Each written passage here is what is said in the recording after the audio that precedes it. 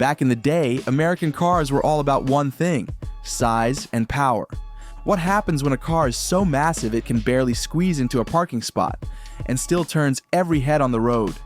Were these giants just rolling monuments to excess, or was there real genius hidden under all that steel? Let's dive into the golden era of oversized American machines, when bigger wasn't just better, it was everything. 1963, Dodge Custom 880. This car wasn't planned. It was patched together in a corporate panic, but somehow it turned out to be one of Dodge's most glorious mistakes. Chrysler had just shut down the DeSoto brand, and someone there got the idea that General Motors was making its cars smaller. That wasn't exactly true, but the panic led to a rushed solution. Enter the Dodge Custom 880, an emergency edition full-size sedan made by combining bits and pieces from other Chrysler and Dodge models. But the end result was pretty impressive. From 1962 to 1965, the Custom 88 stood tall as Dodge's full-size flagship. It was big, bold, and packed with V8 muscle. With a wheelbase stretching 122 inches and an overall length of about 213.5 inches, this car was a beast on the road. It had a generous width of around 79 inches. You weren't just driving, you were piloting a land yacht.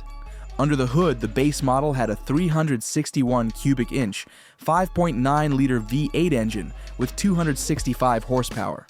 But if you wanted more grunt, you had options. The 383, 413, and even the mighty 426 cubic inch V8s were available, pushing up to a whopping 415 horsepower. These were the engines that gave the Custom 880 some serious road presence. Pair that with either a 3-speed manual or the smooth 3-speed TorqueFlite automatic transmission, and you were set for effortless highway cruising. But what about fuel economy? Let's just say it drank more than it sipped, around 10 to 14 miles per gallon. But hey, back then, gas was cheap and muscle mattered. The Custom 880 wasn't just big in size, it was big in attitude. 1975 Dodge Charger SE.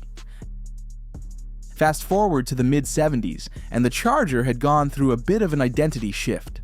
The Charger was once Dodge's street brawler, but by 1975, it was wearing a velvet robe and sipping whiskey. The Charger had traded in its muscle car growl for a quiet, plush cruise, part Lincoln, part lounge. It even shared its genes with the Chrysler Cordoba, so yeah, think smooth ride, not smoke shows. But don't be fooled, it was still huge.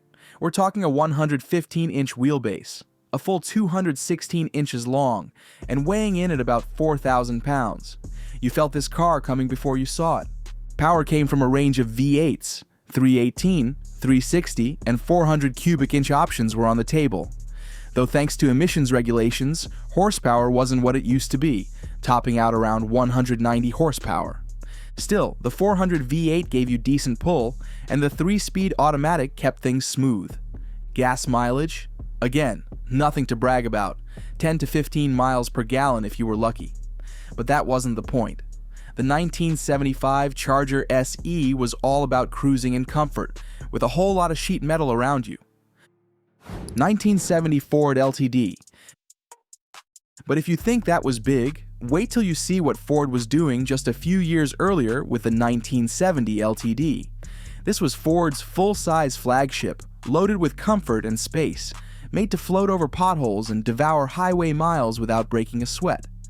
It was the kind of car you'd see parked in suburban driveways, polished on weekends, ready for family road trips and Sunday drives. But what about the size? This thing was enormous. A 121-inch wheelbase, almost 220 inches long, and close to 80 inches wide. It weighed in around 4,200 pounds, so when you drove it, you felt like you were commanding a cruise ship on wheels. Under the hood, you had a solid lineup of V8s. The smaller 302 for your everyday needs, a 351 or 400 for a bit more grunt, and if you really wanted to flex, the mighty 429 cubic inch, 7-liter V8 that could push out up to 365 horsepower. Paired with a smooth 3-speed automatic, it made for effortless cruising, perfect for the open road. Gas mileage wasn't great, around 10 to 13 miles per gallon, but honestly, nobody cared back then. It was all about the smooth ride, the quiet cabin, and the feeling that you and your passengers had all the space in the world. The 1970 LTD wasn't just big, it was comfortable, classy, and quietly confident. 1971 Buick Riviera. Now, if you wanted a bit more flair with your full-size American luxury, let me introduce you to the 1971 Buick Riviera. But what do you think was the most talked about feature? Well, it was that wild boat tail rear end. Inspired by classic speedboats and the split-window Corvette, the Riviera's styling was bold, dramatic, and, let's be honest, some people loved it. Others said it looked like a boat crashed into a spaceship. But if you like standing out, this was your ride.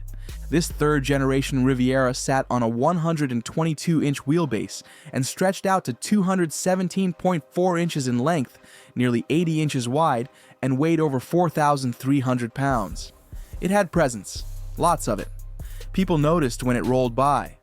Under the hood was a monster, Buick's 455 cubic inch, 7.5-liter V8, cranking out up to 330 horsepower and a neck-snapping 455 pound-feet of torque. Even with emissions tightening the numbers later on, this car could still do 0 to 60 in just over 8 seconds and hit a top speed of around 125 miles per hour. Not bad for something that looked like it should be towing a yacht instead of pretending to be one. Gas mileage? You guessed it, 12 to 15 miles per gallon if you were lucky. But man, that engine growl and the way it pulled down the road made it all worth it. 1959 Chrysler New Yorker Town and Country Wagon. But if you were living the American dream in the late 50s and needed a car that could carry your entire family and still turn heads at the drive-in, the 1959 Chrysler New Yorker Town and Country Wagon was it. The only thing louder than this car's tail fins was its engine. This was Chrysler's top-of-the-line people hauler, made in chrome and style. Giant tail fins? Oh yeah. A body so long it needed its own zip code? You bet. At over 220 inches long and 80 inches wide, with a wheelbase of 126 inches, this wagon was bigger than some studio apartments. Weighing in at around 4,600 pounds, it was as much a status symbol as it was a family car. Room for 9? Easily. Luggage? Toss it in, there's plenty of room to spare. And under that massive hood, a beast of an engine. The 413 cubic inch, 6.8-liter Golden Lion, V8 pumping out a whopping 350 horsepower. Back then, that was serious power, especially in a wagon. It was paired with a smooth 3-speed torque flight automatic, which made cruising around town or hitting the highway a breeze. Sure, gas mileage sat around 10 to 13 miles per gallon, but no one really cared. It was all about the ride. 1980 Plymouth Grand Fury. By 1980, the party was almost over. The Grand Fury was like the last guest hanging around after midnight. Still dressed up, still refusing to downsize. It was still a full-size sedan, but by then, the writing was on the wall. Big cars were on their way out. Still, the Grand Fury held on to that old-school vibe. It was one of the last proper full-size cars in Plymouth's lineup. At 220 inches long with a wheelbase of nearly 119 inches, it was only slightly trimmed down from the massive land yachts of the 70s. And even though it weighed less, around 3,900 pounds, it still had that solid, planted feel on the road. Under the hood, you had either a 318 or a 360 cubic inch V8. These weren't fire breathers by any means. Power ranged from 120 to 155 horsepower, but they were built for smooth, reliable cruising. Paired with a 3-speed automatic, they offered decent performance for daily driving. Fuel economy had improved slightly too, with 13 to 17 miles per gallon depending on setup. The Grand Fury was also popular with police departments and fleet users, mainly because it was tough, dependable, and easy to maintain. It marked the end of an era for big Plymouths, holding onto that classic American sedan feel in a world that was quickly downsizing. Cadillac El Dorado convertible, early 1970s. Speaking of iconic luxury from that time, let's shift gears to the early 1970s. Cadillac El Dorado convertible. Cadillac brought the convertible El Dorado back in 1971. and for many, it was the peak of American soft-top motoring. Big, bold, and beautifully excessive, it was one of the last true full-size convertibles to roam the streets. And when we say big, we mean massive. The El Dorado stretched up to 225 inches long and weighed over 5,000 pounds in some versions. Its wide stance and long 126-inch wheelbase made sure everyone noticed when it rolled by. Under the hood, a monstrous 500 cubic inch, 8.2-liter V8, the largest production V8 ever fitted in a passenger car. Early models made up to 365 horsepower, though that dropped over the years thanks to new emissions regulations. Still, this thing had torque for days and could hit 60 miles per hour in under 9 seconds. Of course, gas mileage was, well, let's say it wasn't great, around 8 to 12 miles per gallon, but buyers weren't too concerned. They wanted luxury, power, and the freedom of an open top. And that's exactly what the El Dorado delivered. By the mid-70s, convertibles were fading out, and Cadillac's drop top was one of the last of its kind. That alone makes it a legend. 1978, Chrysler New Yorker, Brom. Now let's talk about a different kind of luxury, the kind with a roof, a plush ride, and all the trimmings. The 1978 Chrysler New Yorker Brom was like the closing chapter of a grand novel. It was the last year for Chrysler's giant rear-wheel drive C-body platform, and they definitely didn't hold back. This car was huge. At 231 inches long, it was one of the longest sedans ever sold in America. The 124-inch wheelbase and curb weight of around 4,600 pounds meant you were pretty much gliding on a land yacht. Chrysler packed it with all the luxuries you could want. Deep cushioned seats, thick carpeting, wood grain trim, and just enough chrome to catch the sunlight perfectly.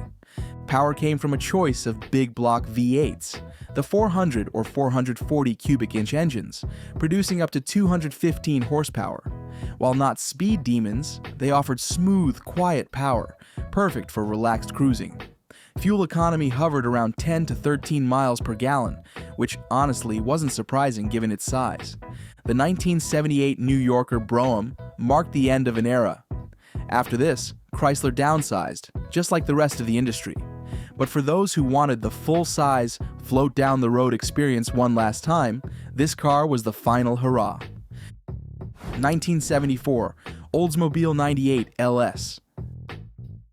But if you were shopping for luxury back in 1974 and wanted to ride like a king, the Oldsmobile 98 LS was the crown jewel.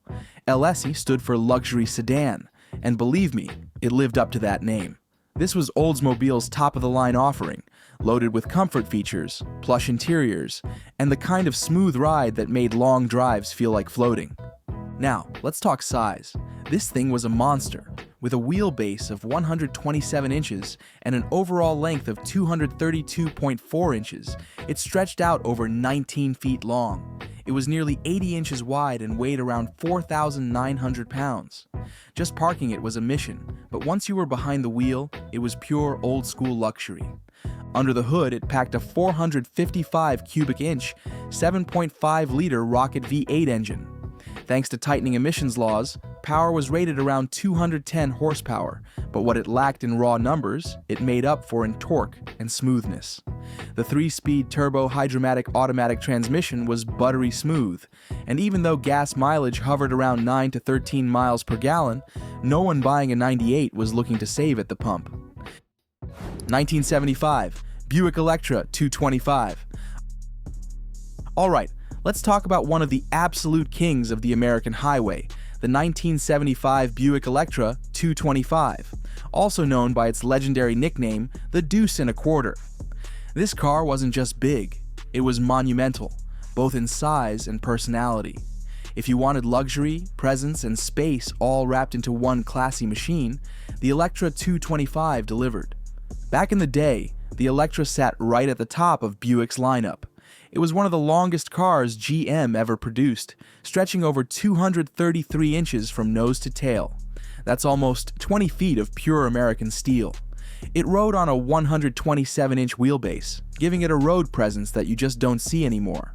This was the kind of car that executives loved, and big families adored. It made you feel like royalty just sitting inside. What made the 1975 model special was that it marked the end of the oversized era, just before car makers started downsizing due to fuel crises and government regulations. But Buick didn't hold back here. The interior was like a plush living room on wheels, soft seats, wood accents, and whisper-quiet cruising. Under the hood, you got a massive 455 cubic inch, 7.5-liter V8 engine, though by 1975, emissions rules had choked power down to around 205 horsepower. Still, it had a solid 345 pound-feet of torque, and with a 3-speed automatic transmission, it glided effortlessly down the highway. Sure, the 0 to 60 time wasn't thrilling, but this wasn't built for speed. It was built for smooth, commanding rides. So what about fuel economy? Yeah, don't expect miracles. You were looking at 8 to 10 miles per gallon, tops.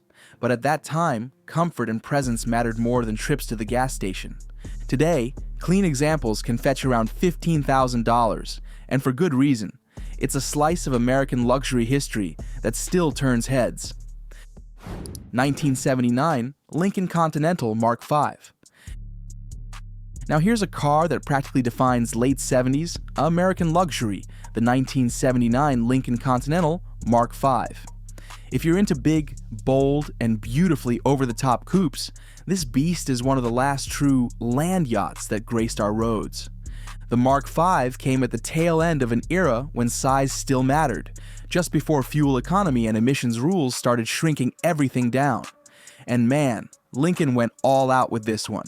The design was classic, long, low, and wide, with a length of over 230 inches and a 120-inch wheelbase. At almost 4,600 pounds, this car had serious road presence. You couldn't miss it if it passed by. Inside, it was all about comfort. Plush velour or leather seats, thick carpets, and even features like automatic headlights and a Cartier-branded clock. Yeah, Lincoln wasn't playing around. This was a luxury coupe that wanted to pamper you at every turn. Under the hood, you had a 400 cubic inch, 6.6-liter V8, which put out about 159 horsepower and 315 pound-feet of torque. Sure, that might not sound wild by today's standards, but it was enough to get this big cruiser up and moving. The 0 to 60 miles per hour time? Around 13 to 14 seconds. Again, not fast, but the Mark V wasn't built for speed. It was built for gliding down the highway like a floating hotel. Of course, the flip side of all that luxury and weight was terrible fuel economy. Real-world numbers hovered around 7.5 miles per gallon, so owning one today means you'll need to enjoy the ride more than watching your gas gauge. Back in 1979, the base price was a massive $13,065, which was serious money back then. 1973 Imperial Learon. But rewind a few years to 1973, and Chrysler was already making waves with the ultra-luxurious Imperial Learon.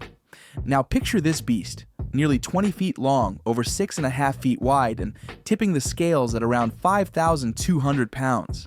Yeah, this was a moving statement. The LeBaron was the top dog in Chrysler's lineup, packed with style and status. Back then, it was about making an entrance while floating on clouds. This thing had a ride so smooth, it felt like you were in your living room on wheels. Under that massive hood sat a 440 cubic inch, 7.2-liter V8 engine, a powerhouse by any standard. It pumped out 215 horsepower and a beefy 345 pound-feet of torque, mated to a 3-speed automatic transmission. Now, it wasn't exactly a rocket ship, going from 0 to 60 miles per hour in around 11.5 seconds, but that wasn't the point. The LeBaron was built for cruising, not drag racing. But yeah, with all that weight and power, fuel economy was brutal. You were lucky to get 7 miles per gallon.